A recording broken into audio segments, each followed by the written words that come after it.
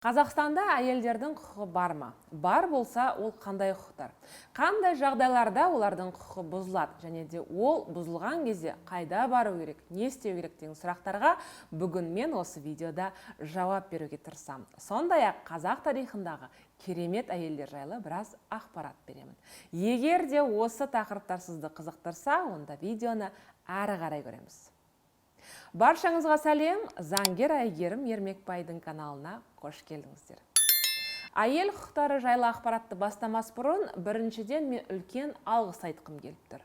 Бұл видеоның жарыққа шығуына МИСК ұйымы себепші болып, солардың қолдауымен түсіріліп отыр. МИСК ұйымы қоғамның дамуы және оларды жүзеге асыруға деген идеялары бар жас қазақстандықтарды біріктіреді.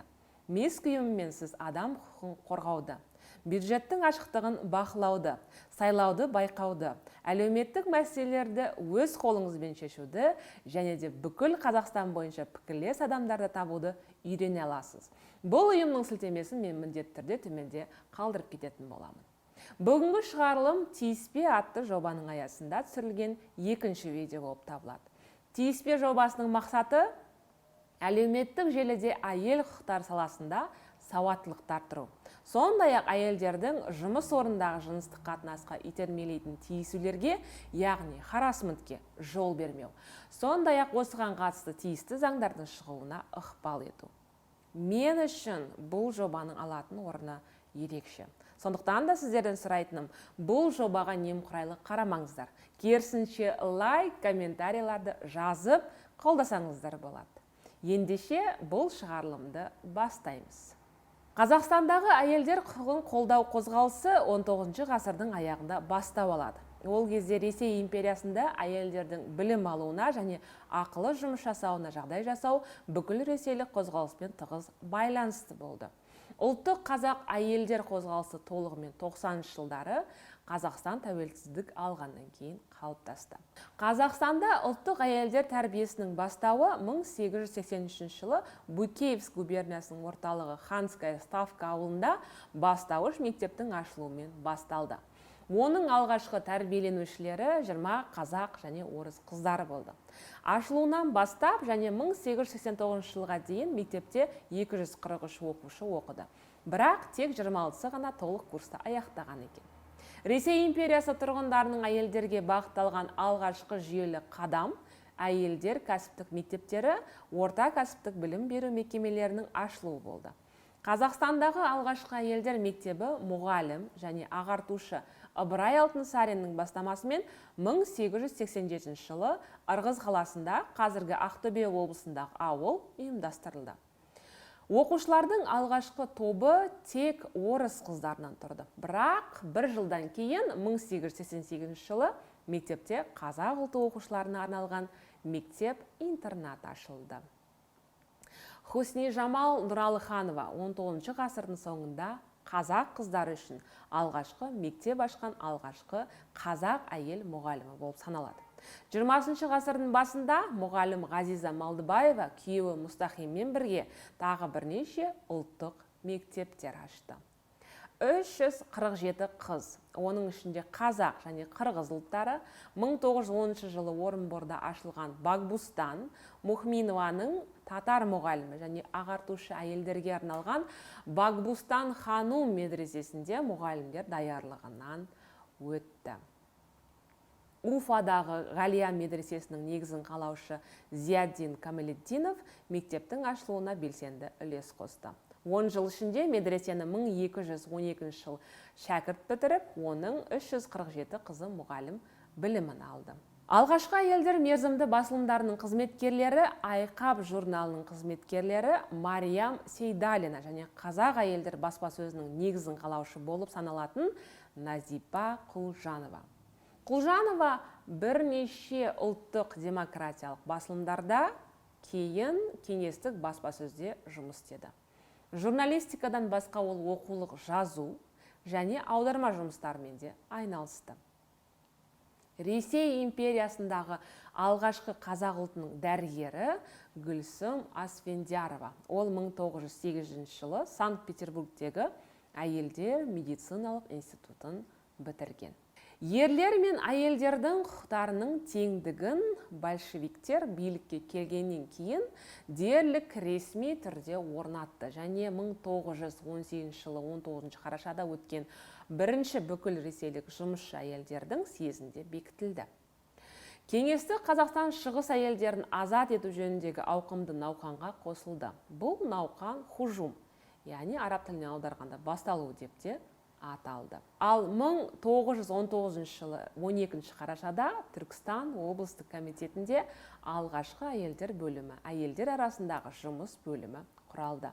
Бір жыл ішінде Қазақстан аймақтарында аймақтық әйелдер бөлімдері құрылды. Кеңес органдары жұмысының маңызды бағыты ана мен баланы қорғау жүйесін қалыптастыру болды. Акушерлік пункттер мен босанғанға дейінгі емханалар мен балабақшалар ашыла бастады. 20 ғасырдың 20 жылдарындағы әйелдер қозғалысының негізгі қайраткерлерінің бірі дәрігерлік практикадан басқа белсенді ұйымдастырушылық педагогикалық қызметті бастаған Аққағаз Досжанова. Тағы бір көрнекті қайраткер Алма Оразбаева. Оразбаева 1920 жылы Қазанда қабылданған және көп әйел алу мен әмеңгерлікті жоққа шығарған Қырғыз автономиялық кеңестік социалистік республикасы жұмысшыларының құқықтары декларациясының сондай-ақ қалыңмалды төлеуді алып тастаған 1923 жылғы 6 желтоқсандағы жарлықтың жобасына қатысты. Бірақ бұл дәстүрдің біз әлі оңтүстік жақта, яғни Түркістан облысында әлі де сақталып келе жатқанын өте жақсы білеміз. Сонымен қатар оның бастамасымен 1920 жылдары қызыл киіз үйлер жүйесі құрылды.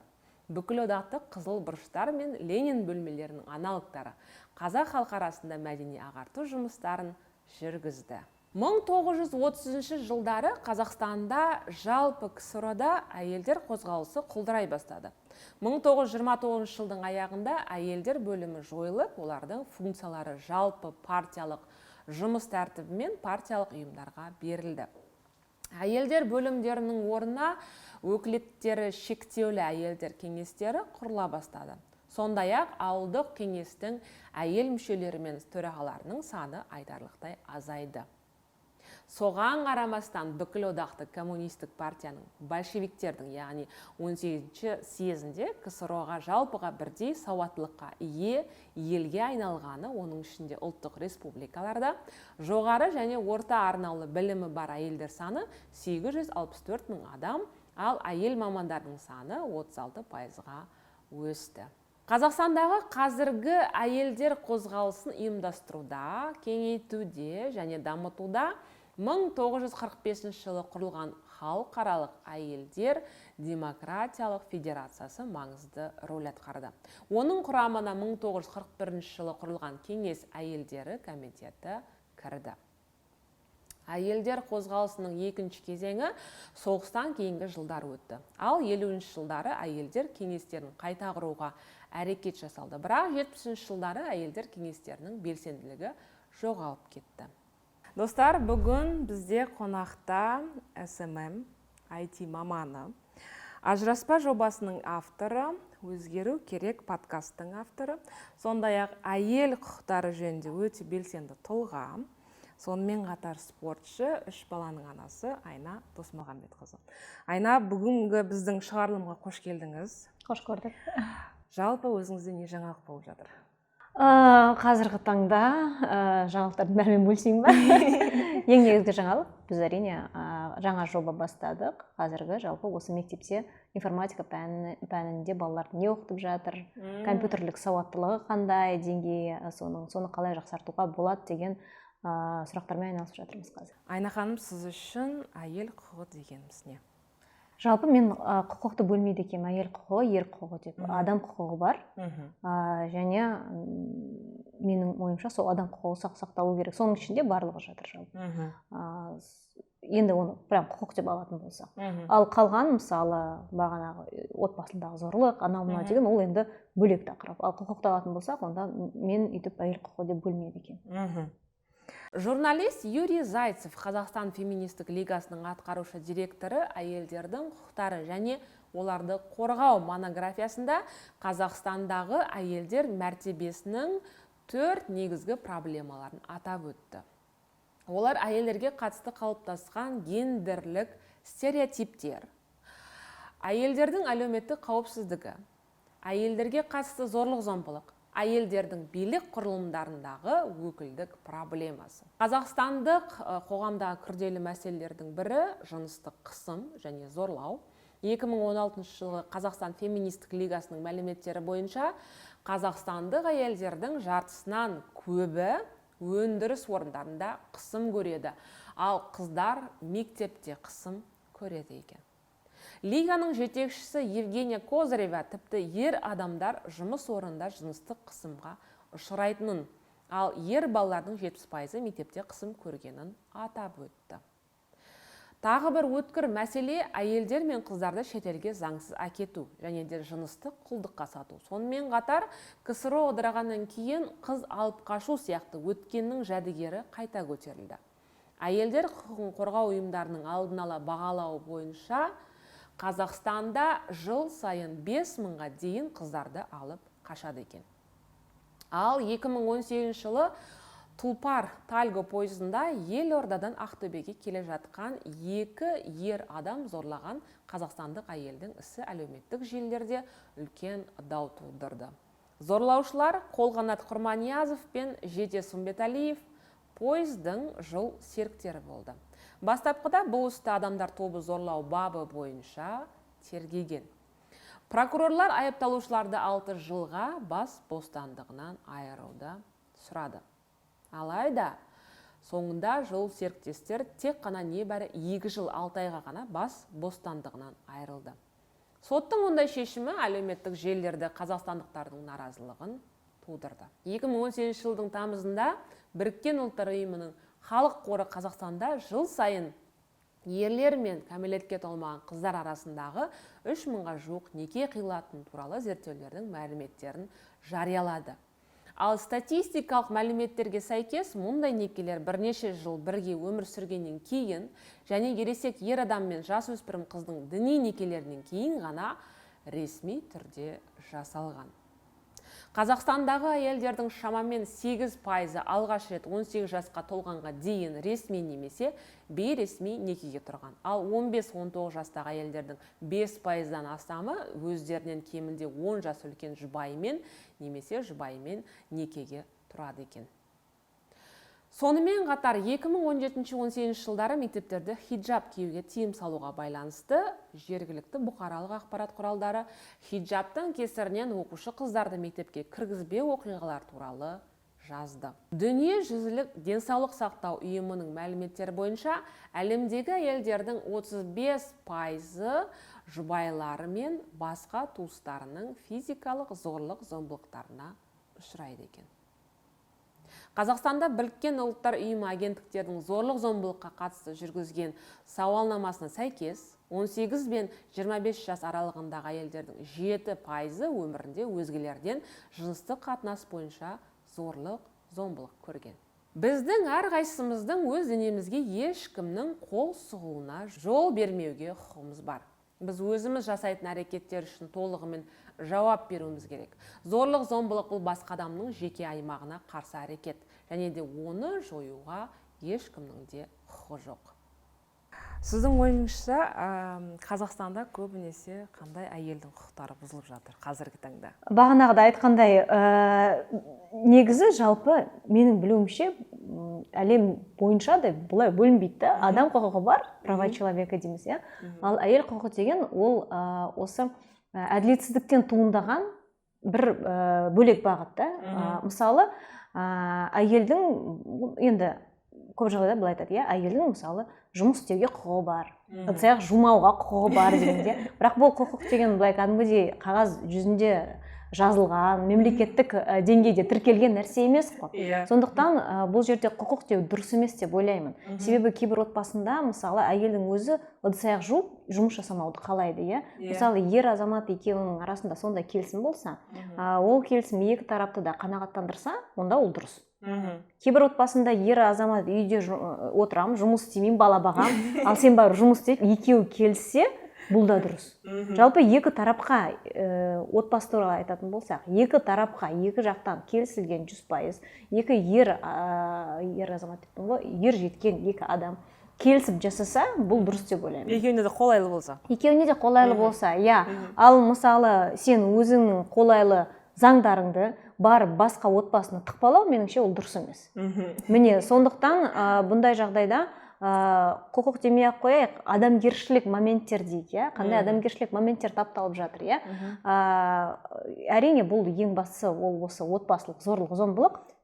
Көп жағдайда өкінішке қарай, одан басқа әйелдердің өздеріне жасайтын, қалай айтсам болады, қастерлік дейін па, өз-өзін сыйламау да, мысалы. Қиянат бұл да. Былай қарасаң, өз-өзіңді сыйламау, менің күйеуім мені ұрып жатыр, демек мен кінәлімін деу, мысалы. Бұл әйелдің өз-өзіне жасап жатқан қастерлігі дейік, мысалы. Дәл сол сияқты, мысалы, тағы да жұмыста болсын, мен әйелмін, мен ер адамнан аз білемін, сондықтан менің жалақым да аз бола берсін деп әйелдің өзі ойласа, бұл да мысалы дұрыс емес.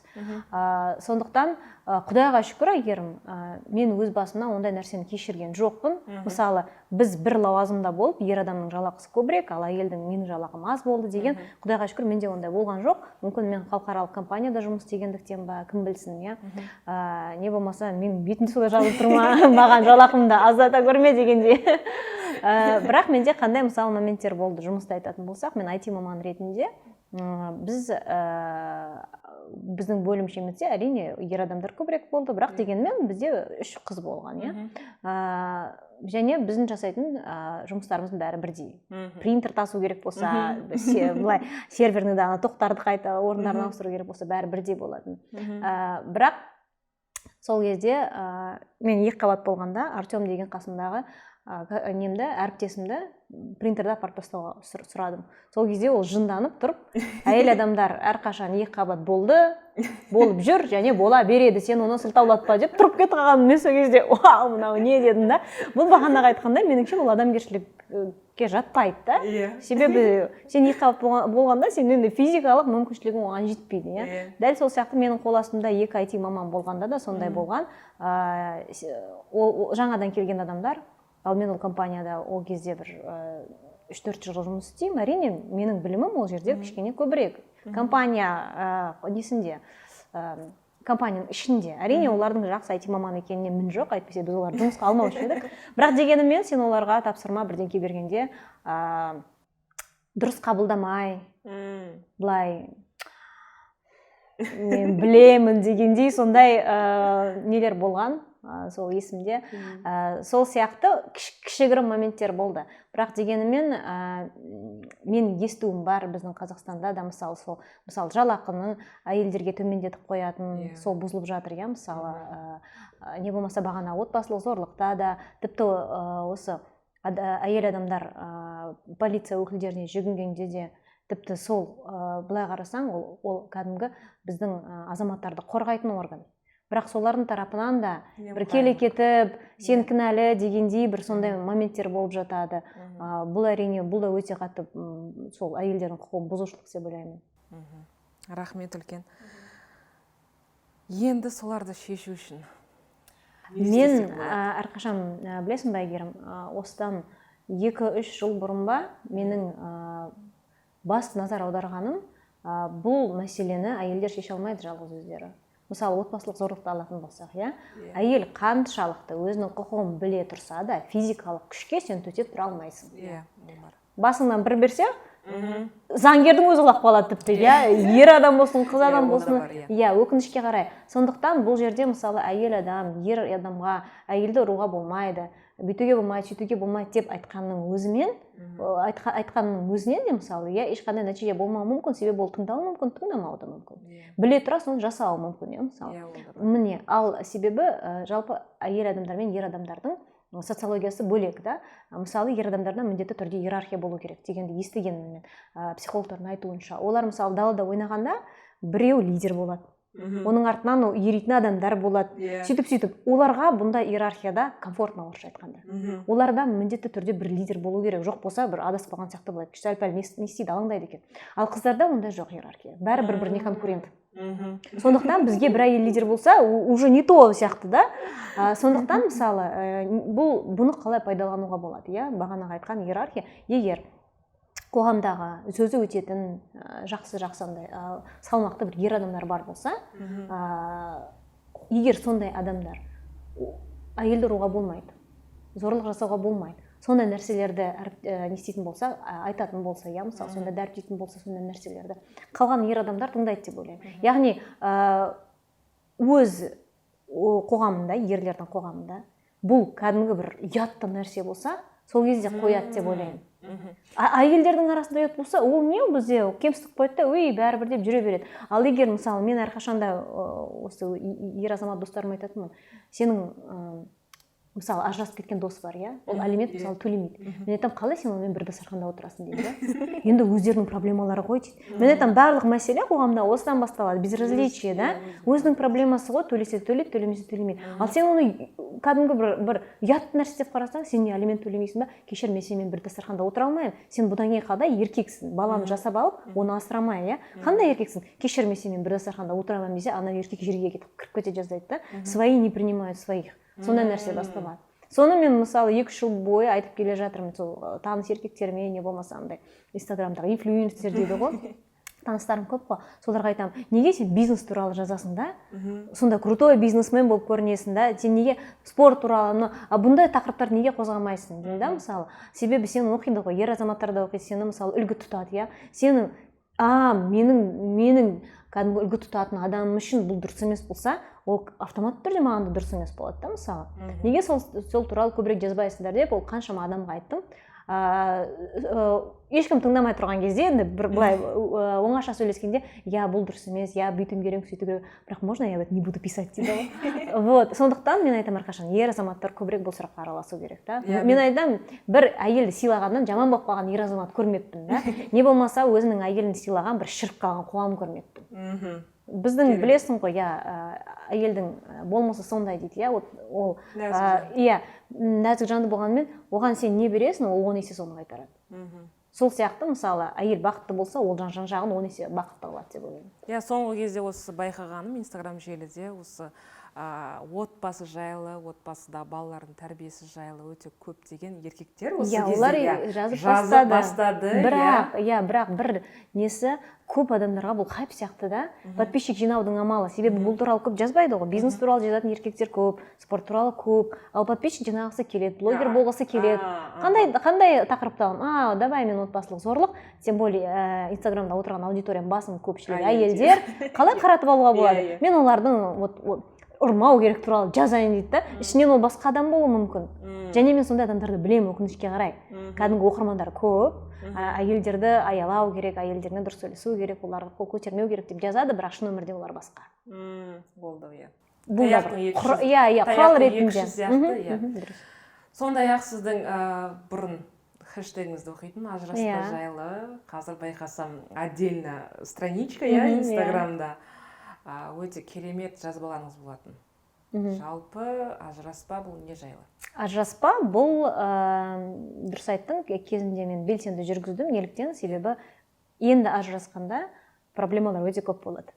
Себебі енді алғашқы рет ажырасуың, өмір сені әйел келін болуға дайындайды, бірақ ажырасуға дайындамайды. Сондықтан қалай не істеріңді білмейсің, көп сұрақтар пайда болады, балалардың көп сұрақтары пайда болады. Соларды жазып бастадым да. Неліктен жазып бастадым? Себебі ажырасқаннан кейін психологқа да барасың, өз-өзін зерттейсің, өз-өзін танисың. Қазіргі мода болған тренингтер, мотивация, өз-өзін зерттеу, анау бейсанамен жұмыс деген нәрсенің барлығын мен сол 2011-12 жылдары істеп тастағанмын. Сол кезде түсінген нәрсем барлық проблеманы шешімі адамның өзінде. Ал адам өзімен өзі жұмыс істеу үшін вообще ажырасу маңызды емес та. Үйлену де маңызды емес, ажырасу да маңызды емес. Адам өз-өзімен жұмыс істеу үшін ол ең басты шарт, ол өзінде сондай проблеманың бар екенін мойындау керек. одан кейін оны шешу жолдарын іздеу керек. Өте аз процент жағдайда ғана ажырасуға болады. Шынымен өміріңе қауіп төніп тұрған кезінде, мысалы, ол ішіп алып сенің артыңнан пышақпен жүгіріп жүрсе, ол әрине не болмаса, ол күйеу бола алмаса, отбасын асырай алмаса, мысалы, өмір өтіп бара жатыр, сен оны ертең қандай болады, ертең күшті болады деп күте беруің де мүмкін. Ондай нәрселер бар дегенде, бірақ дегенімен таразыға салып оны қарау керек. Ол ондай бола ма шынымен, жоқ әлде сенің тағы да күтетін 10 жылың бекер өте ме дегенде. Сондықтан менің сол түсінген нәрсем, сол түсінгенде мен Архимед сияқты болдым, судан шыққан Эврика дегенде, вау, мынандай екен ғой, сондай ниетпен бастадым да. Себебі мен әрқашан айтатын нәрсем, ажырасу және үйлену ол екі үлкен иллюзия. Қыздар ойлайды, мен үйленгеннен кейін өмірім күшті болады, өзгеріп кетеді, прям былай классно болады дегенде. Ол ондай болмайды. Өзінің отбасылық өмірдің өзінің проблемалары көп, шешілетін мәселелері көп. Одан кейін қыздар ойлайды, ой, ажырасқаннан кейін проблема шешіледі, ене болмайды, күйеуім болмайды дейді. Ажырасады да басқа проблемалар басталады. Былай таразыға салса, екеуі де ауырлығы бірдей. Бірақ сен мына жерде ауырлықты басқа кісімен бірге көтересің, мына жақта жалғыз өзің көтересің дегендей. Сондықтан менің сол блогты бастаған негізгі мақсатым, бұл ажырасқаннан кейін де проблемалар бар. Сен оны көтере аласың ба, жоқ па? Не болмаса ол проблемалар, мысалы, күйеуге байланысты болмауы мүмкін. Оны отбасының ішінде де шешуге болады. Ол сенің бала кезіңнен бастап алып келе жатқан өзінің проблемаларың болуы мүмкін. Жеке проблема, ол жеке проблеманың шешілмеген соншалықты, ол мысалы сенің күйеуің араларында қарым-қатынасқа әсер етеді. Бірақ бұны шешу үшін ажырасудың қажеті жоқ. Сол сияқты ойлар келіп, мен солардың бәрін жазып бастадым. Жылдар бойы жазып, ол әрине Құдайға шүкір азаяды, себебі сенің проблемаларың да азаяды. Алғашқы жылда ол көп болса, сен олардың қалай шешілетінін білмесең, 7 жылдан кейін әрине ситуация мүлдем басқа болады. Сондықтан қазір Құдайға шүкір арамыз түзу, балаларымызды екеуміз де бірге қараймыз, ол мысалы демалыс күндері алып кетеді, толыққанды көмектеседі, мысалы алиментін төлеп ақшалайды, не болмаса шетелге демалысқа алып кетіп дегендей, не болмаса мен шаршап кетсем, мен оған жазамын. Балалар демалыс алып кетші, мысалы, ол алып кетеді, мысалы, үлгермей жатсам, мен оған ашық түрде жазамын. Сен бүгін 12-де балаларды алып кете аласың ба, үйге апарып тастай аласың ба деген. Сондықтан енді альхамдулилла қазір бәрі жақсы, сондықтан бір жазатындай проблема да жоқ. Сондықтан азайды соңғы кездерде бұл посттар. Бірақ дегенімен сол өткен посттардың барлығын жинап, бір кітап ретінде шығару ойда бар. Керемет.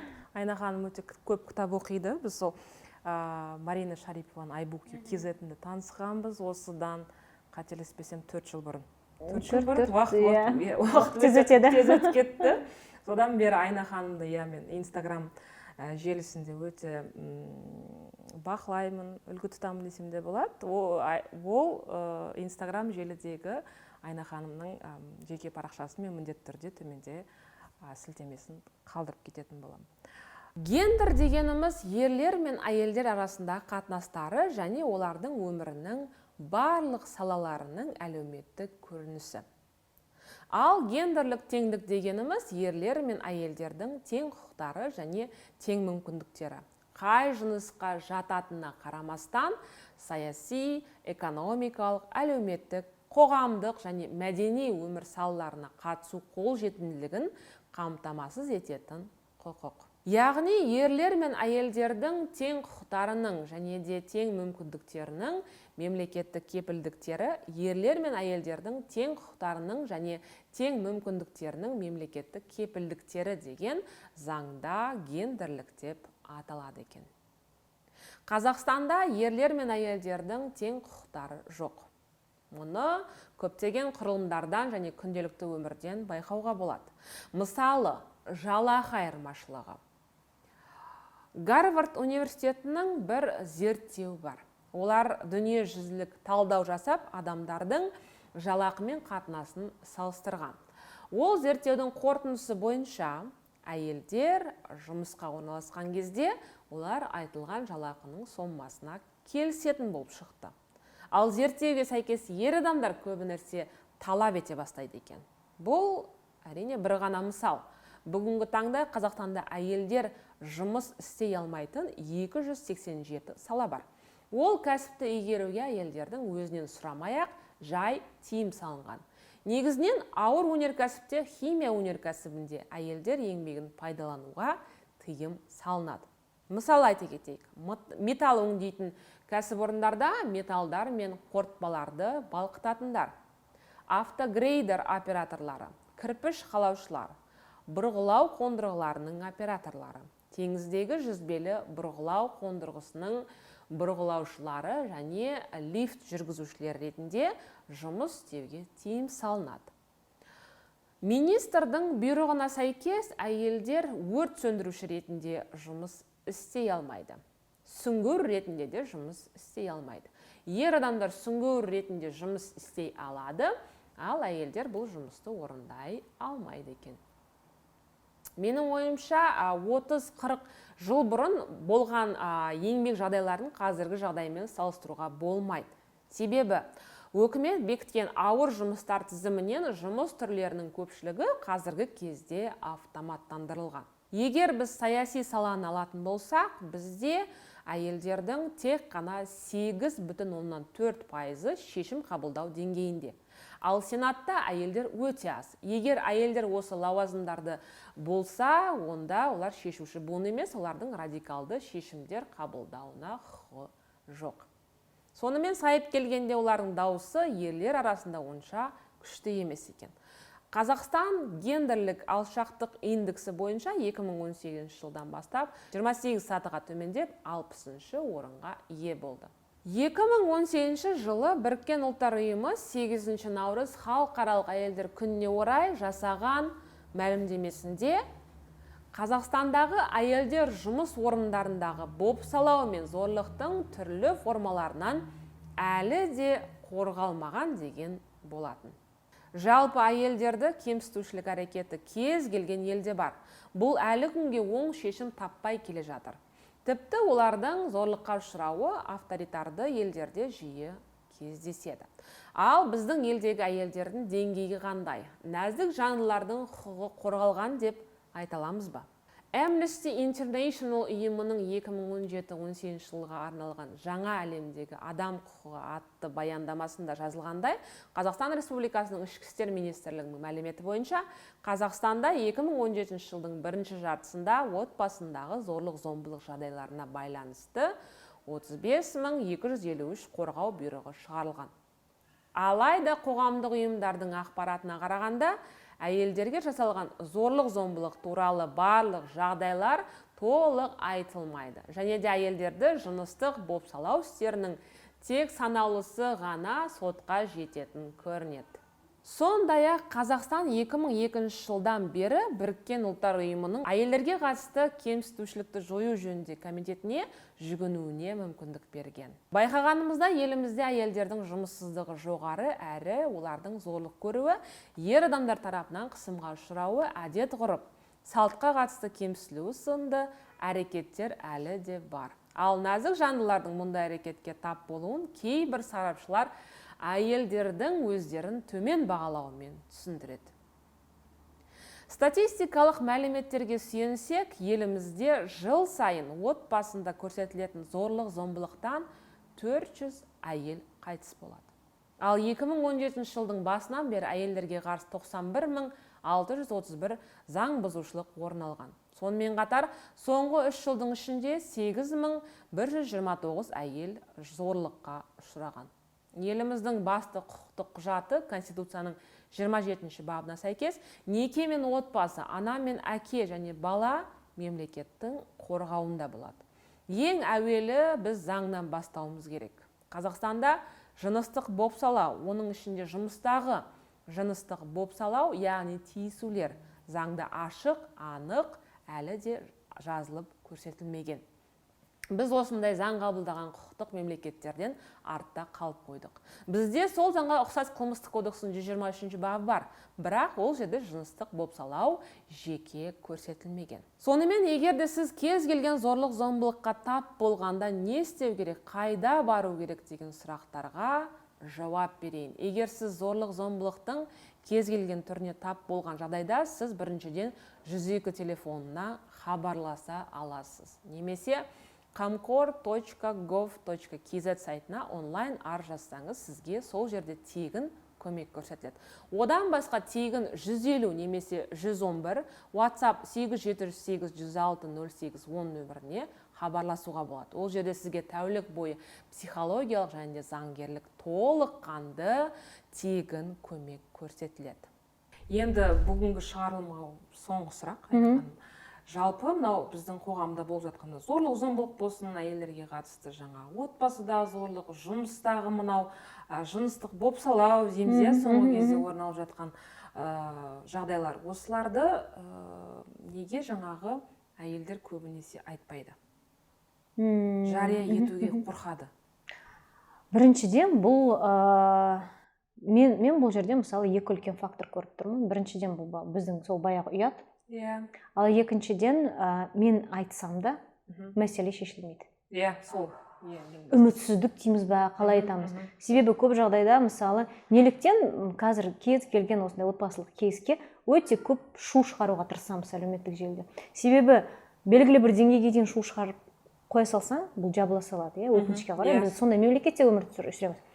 Анау шешілу үшін өкінішке қарай бүкіл қоғам болып қопара беру керек, айта беру керек. Тура Тоқаевқа жеткенге дейін, анау ЗТБ-дан көреміз ғой, Тоқаев решил взять под свое личное руководство. Сол кезде уф дейміз да. Бірақ соның өзінде де ол шынымен не болып жатыр білмейміз да. Біз өкінішке қарай сондай қоғамда өмір сүріп жатырмыз. Сондықтан ал бұл деңгейге жеткізу үшін сен білмеймін қаншама блогерге жүгіну керексің, ананы тақырыпты көтерсін деп қаншама пабликтерге бұл тақырыптан еңбек талап етеді да, ал арты немен аяқталатыны ешкімге белгісіз. Сондықтан бұл сонда бір үмітсіздік бар да, бәрібір ештеңке өзгермейді. Не болмаса мен айтамын, ал ештеңке өзгермесе еще оған қауіп төнуі мүмкін, мысалы. Сондай нәрсе бар да. Бұл меніңше біз ұятты жеңсек те мына нәрсені жеңу қиын сияқты. Сондықтан әлеуметтік желілердің де пайдасы болып жатыр. Соған жалпы кез келген нәрсеге кез келген адам немқұрайлылықтан қарамау керек. Бізде бір жаман не бар да, мен ешкімге ештеңе міндетті емеспін. Я никому ничего не должен. Қысқа кисем де қысқа кидім, шашымды боясам да боядым, темекі тартсам да тарттым. Как будто бір изолированный нәрседе өмір сүріп жатқан сияқты, қоғамда емес та. Сен бананды лақтыра салсаң, ана бананға біреудің аяғы шалынып құланып, ол сосын инвалид болып қалуы мүмкін да. Сен айта алмайсың, мен ешкімге ештеңке міндетті емеспін. Сен қоғамда өмір сүріп жатсаң, сен міндеттісің. Қалайсың ба сен оны, қаламайсың ба сен міндеттісің. Сол сияқты меня не касается деген нәрсе болмау керек. Кішкене әркім өзіне жауапкершілік алса? Әркім өзінің мен де маңыздымын, мен де бірдеңке өзгерте алам деген көзқараспен өмір сүрсе, және критикалық ойлауды қоса алса, себебі фейкті жаңалықтар көп, оны күйеуі ұрмаса да ол хайп ұстау үшін ұрды деуі мүмкін, жала жаба салуы мүмкін. Сондықтан бағанағы айтқанда кішкене біз белсендірек болсақ, кішкене біз немқұрайлықтан қарамасақ, кішкене критикалық, аналитикалық ойлауымызды қоса білсек, сол кезде біз бір жақсы қоғам бола алармыз ба деген менде үміт бар енді. Мүмкін, барлығы мүмкін. Енді мен де оған сенемін. Ақырындап келе жатырмыз, бір алдағы бір 5-6 жылда. Себебі 2-3 жыл бұрын қазіргі айтып отқан әңгімеміз шынында табу болатын. 2-3 жыл бұрын қозғасаң, ол әңгімені адамдар түсінбей қарайтын, сен не айтып отырсың деп. Ал қазір, Құдайға шүкір деп айтамыз, қоғам өзгеріп келе жатыр дейміз. Енді қоғам өзгерген ол әлеуметтік желілерден байқайтын шығармыз. Енді көптеген ат салысып, сіз айтпақшы шу көтермегенше ол проблема жететін жерге жетпейді деп.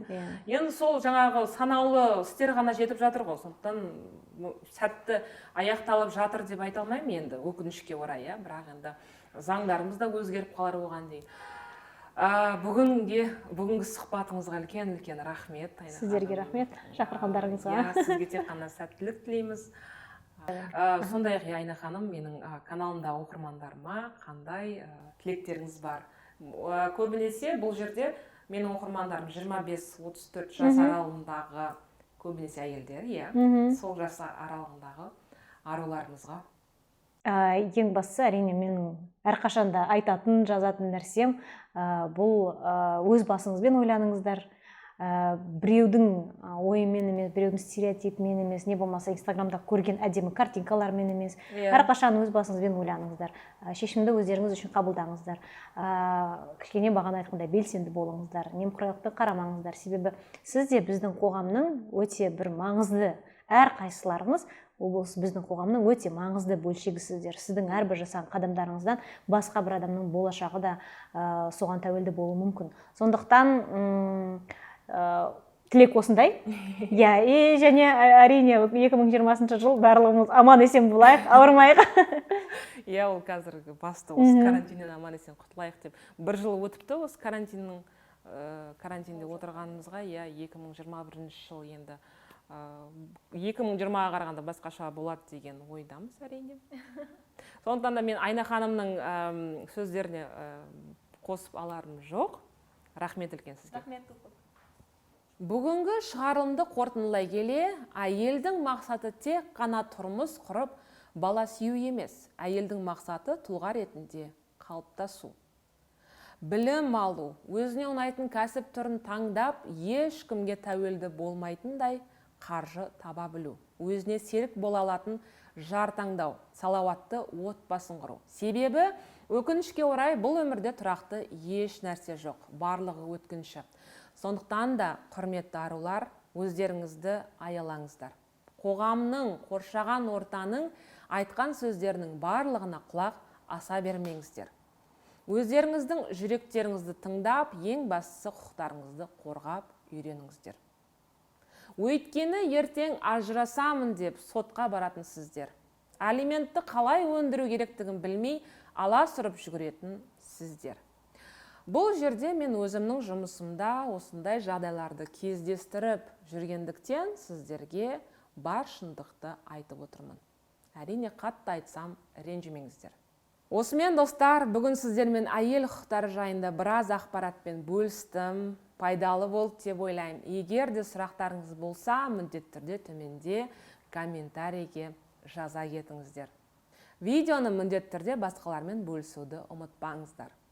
Ал ұнаған болса, онда лайк басыңыздар. Сондай-ақ каналға міндетті түрде жазылыңыздар. Назар аударып тыңдағандарыңыз үшін үлкен рахмет. Амандықта жолығайық. Сау саламат болыңыздар.